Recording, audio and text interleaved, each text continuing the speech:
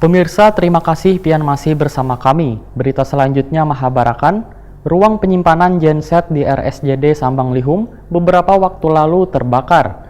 Kebakaran yang sempat membuat panik karyawan rumah sakit tersebut mengakibatkan RSJD Sambang Lihum kadada memiliki genset. Hal ini pun berdampak pada penyimpanan obat-obatan, wan makanan di rumah sakit, juga berdampak pada pasien.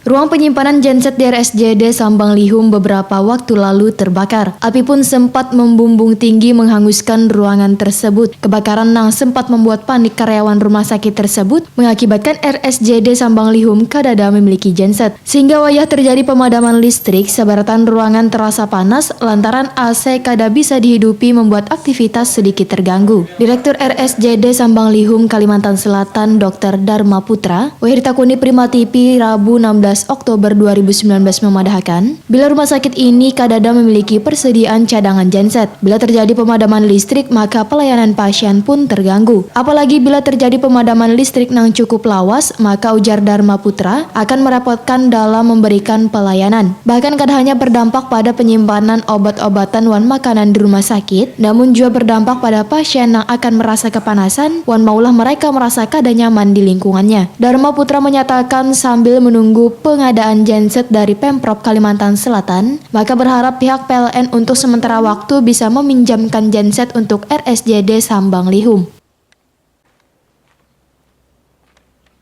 Saya ingin bercerita bahwa sebenarnya genset itu sudah tua, sehingga tahun 2018 sudah kita usulkan untuk pembelian genset baru melalui dana alokasi khusus dan belum berhasil.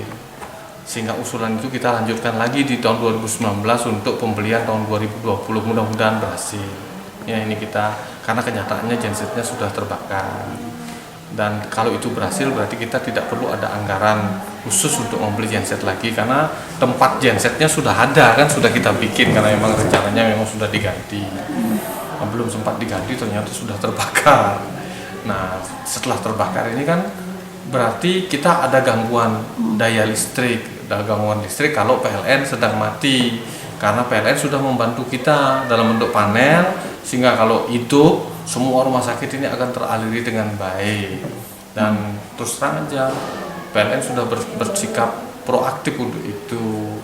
Cuman ya namanya listrik ini kan mati, sehingga kita MOU lah selanjutnya nanti dengan PLN supaya bukan hanya panel yang dipinjamkan ke kita, panel khusus untuk rumah sakit ini, tapi juga genset, ya genset, sehingga kalau panelnya mati karena memang listrik di PLN mati, genset bisa kita manfaatkan sambil kita menunggu pengadaan genset baru tahun 2020 ini.